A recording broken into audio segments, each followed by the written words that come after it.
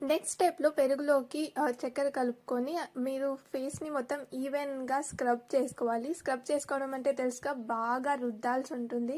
5 minutes 10 minutes రుద్దినా కూడా పర్లేదు. ఏం ప్రాబ్లమ్ లేదు.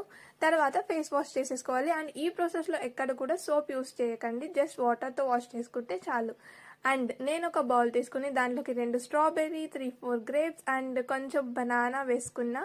అండ్ ఈ మూడిటిని బాగా క్రష్ చేసేసుకుంటే మిక్సీ పట్టేసుకుంటే ఇంకా మంచిది. నేను మిక్సీ పట్టలేదు. అలానే చేతిలోనే క్రష్ చేసేసుకున్నా.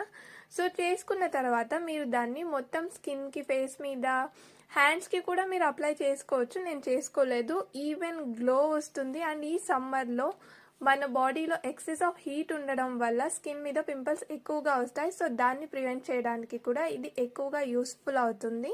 అండ్ దీన్ని మీ గ్యాంగ్‌లో ఉన్న అందరి గర్ల్స్‌కి షేర్ చేసేయండి. అండ్ నచ్చితే సబ్స్క్రైబ్ చేసుకొని సపోర్ట్